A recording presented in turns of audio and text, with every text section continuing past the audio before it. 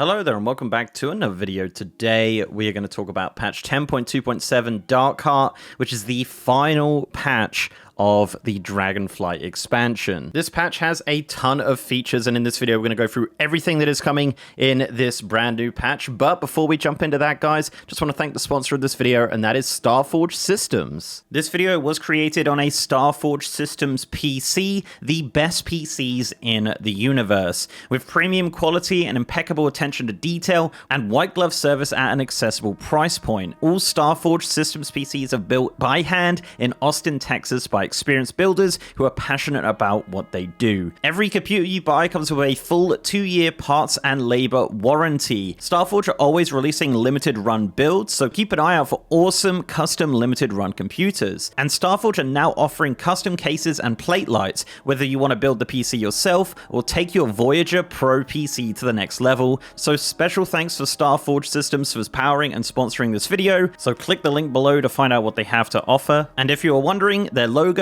is a hammer. Right, so yes, patch 10.2.7 is coming extremely soon, with the launch date being May 7th in the NA region and May 8th in the EU. There is also another feature to this patch called WoW Remix Mr. Pandaria, and that is launching on May 16th globally across all of the regions. That's fantastic. But yes, 10.2.7 is the prelude to the War Within expansion, which is coming up later this summer. So let's talk about what this patch includes. So the main part here is going to be the Harbinger questlines. This is the Xal'atath questline, and this is going to give you some context into what is kind of going on from Dragonflight to the War Within. Now, this questline has been kept completely under wraps. However, we do know some of the quest steps or quest names. We're not really sure what they are, but there are 13 of them. That is the Harbinger, the Door to the Render Eye, the Riftwalker's Report, the Cracks in the Void, Galakrond's Unrest, Walk a Mile in Her Shoes, Dark Descent, Legacy of the Void, The Path Taken, and Be One Traveler Long I Stood, Defend Telegross Rift, Null and Void, and Radiant Warnings. Obviously, Radiant Warnings being the warnings we saw in the War Within trailer. So yes, this very much takes place in Telegross Rift, the Void Elf starting zone. We saw some new NPCs sprouting up around there, which have been encrypted on the PTR, so very much some exciting stuff happening there. The reward from this questline might potentially be a Void version of the Slither Drake, a new skin tone for that, including a new eye color as well. But again, that's not confirmed. That was just added in the files, and it seems kind of likely to be the reward there, but we'll have to see what happens with that. But yes, the Xal'atath questline is coming in 10.2.7, and we'll find out what that questline entails once the patch launches. Sticking with encrypted storylines, we also have 2 new heritage armors coming in 10.2.7. So the first one is the Troll heritage armor. This is the Dark Spear Troll heritage armor. This is available in 2 colors, or at least 2 colors are available in the game files, just called the Dark Spear and the Dark Spear Horde, which is slightly more red. This is a really cool looking set. Not too sure on the helm there, but the back piece looks cool. I love the shoulders. But yeah, a very troll looking set, as you'd expect. To get this set, the requirement is to just have a level 50 troll. You don't need any exalted reps or anything like that. And you can actually do it on a character boost if you just want to experience the quest line. The other heritage armor is the Draenei heritage armor. This again has the same requirement of just a level 50 Draenei. There are 2 versions of this set as well. You have Embrace the Lost Ember Eye and Endurance of the Temple of Talamat. So these are just 2 different variants of the same set. Again, not too sure if we're going to see both of them, but those are the ones in the game files. This one also does feature 2 different designs of helms, so you'll be able to choose between those. And this set obviously takes a lot of inspiration from the original kind of concept art of the Draenei from Burning Crusade. So that's really cool, nice little throwback there. So yeah, Troll and Draenei heritage armors and their accompanying quest lines will be available on launch of 10.2.7. Next up, let's talk about the big ticket item of 10.2.7, and this is of course WoW Remix Mr. Pandaria. So this is a time-limited event starting on May 16th globally, as mentioned, and running until speculated August 19th, but again, we don't really know for sure. That's just what the alpha calendar is showing. The long short of this is essentially it is re-experiencing the entirety of Mr. Pandaria at an accelerated rate, leveling from 10 to 70. Basically, this is a really fun way to level your characters through Mr. Pandaria from 10 to 70, and once the event ends, the character can join all of your regular characters in the War Within. So yeah, it's kind of like its own little phase. You can't leave Pandaria or anything like that. But yeah, the point of this is just accelerated leveling and content, allowing you to take on nearly every quest, scenario, dungeon, and raid. So yeah, as mentioned, you can't leave Pandaria. You jump straight into Jade Forest with scenarios and dungeons from level 10. This also includes the patch content, so like patch 5.1 Landfall, you do at level 20. Then you start doing level up raids from level 25, which is incredible. Once you hit 70, you can do heroic raids. So yeah, there's just tons of content here. It is just Mr. Pandaria. You're just locked in Pandaria to just level up, do scenarios, and all that old stuff that's, you know, kind of stuff you probably haven't done for a while. As you level up, though, all of the gear and things like that are completely different. You have like different gems you can put in there to enhance your leveling, to enhance your character, and you just get stronger and stronger as you level up. You'll also have an artifact cloak called the Cloak of Infinite Potential. This gains power as you level, so the stats are dropped from literally anything in the world, like a treasure, an NPC, or whatever, and the stats go onto your cloak and gives you like percentage of different stats and things, including experience. So yeah, you want to level that up as much as you can. The best thing about this cloak as well is if you were to make another Mr. Pandaria character, they will have all of those powers you previously gained. So a massive advantage there for leveling many, many ults in 10.2.7. All the rewards from this use a new currency called Bronze. This is a currency that's dropped from literally anything in Pandaria, NPCs, quests, chests, all that kind of stuff. You're going to get a ton of this. Basically, there's all these new vendors in every zone in the Infinite Bazaar. There are 32 brand new mounts available for you to purchase with Bronze, but also rare mounts, like rare drop mounts, are also available to buy.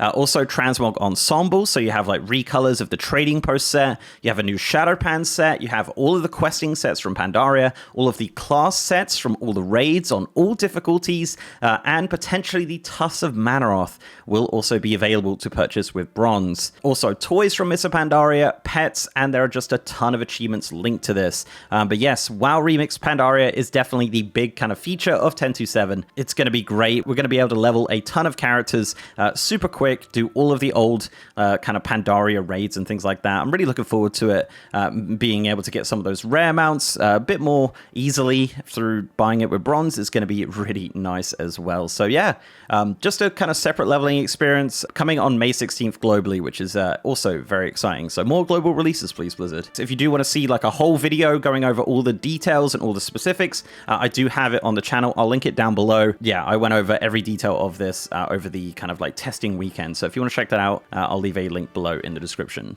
Other features of 10.2.7 include a personal Tabard. So this is a brand new Tabard, which kind of works the same as a guild Tabard, but is personal, which you can design with all the same customizations as a guild Tabard, and you can just make that how you want it to look like, which is kind of nice. This is an account-bound unlock, and the way to unlock is just a simple quest with Chromie, which starts in Vowed Draken, but once that is unlocked, you can purchase that on all of your ults. The design is a personal design and not account-wide, so if you do make a really cool design on one character, you can't use that on another, you just have to remake it. So yeah, but yeah, a nice little personal Tabard thing. Definitely something people have wanted for a long time. Speaking of things people wanted for a long time, the Hunter Stables is getting a huge overhaul in 10.2.7. So the pet preview window is now way, way larger. There's a ton more information about the pet, including list of abilities. Pets can be favorited. The stable list is now searchable, so you can find your favorite pet just by searching their name or their spec or their abilities. Super easy. It's a really nice design, honestly. You can also rename your pet directly from the stables, or you can just actually rename it straight from right-clicking the pet window on your character, and you can just keep renaming it as well, which is amazing. You don't need to worry about that too much at all. Pets can also be released directly from the stables without having to summon them, and for Beast Mastery Hunters, you can actually pick the pet which is summoned by the Animal Companion talent. So yeah, very nice quality of life changes there to the Hunter Stables, and a definite much needed redesign for it. So looking forward to that for sure. A couple of minor changes coming in 10.2.7. So Dragonflight Renown quests are now available. So no matter what your Renown is on any characters, all of the max level Renown quest lines will be available to all of your characters. So if you want to jump in and catch up on some of those and you don't have the Renown, that is no longer a requirement. So you can go and do those quest lines if you haven't, just to keep you busy in 10.2.7. There's also a new quest line called Sins of the Sister.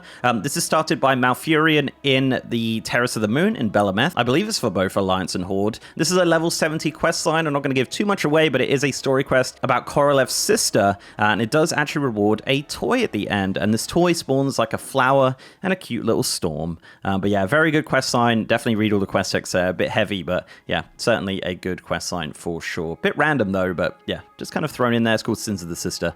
You can go check it out. While you're there on Bel'ameth, you can check out the new boat as well. There's a new boat that will travel from Bel'ameth docks, the northern section of the zone, over to southern Gilneas, to the Storm Glen village. Yep.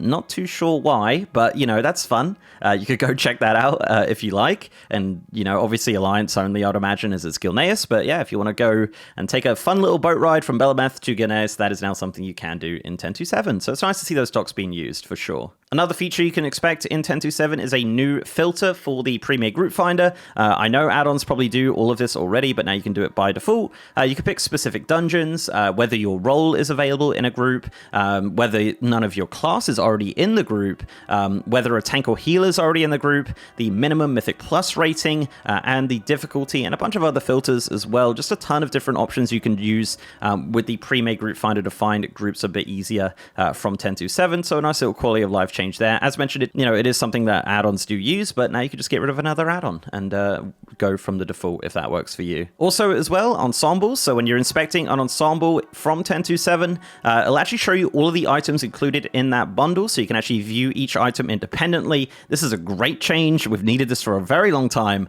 So if you're looking at some of those like PvP arsenal weapons, you can look at all of the weapons individually and see all the weapons you're going to get from that arsenal. Big change, great change for collectors, definitely. Another minor change, which removes another add-on, is Dragonriding Races will now be featured on the map and can be toggled with a map filter. So don't know why this was never in the game by default anyway, but yes, no matter where you are, you can see all of the Dragonriding Races. A couple of updates to some mounts. So we have the Tyvan mount is getting some animation fixes in 10.2.7. It's getting a lot bigger, and it's got a new kind of run, which is more of like a trot, which is kind of nice. There was a lot of community pushback when they made the model a bit smaller.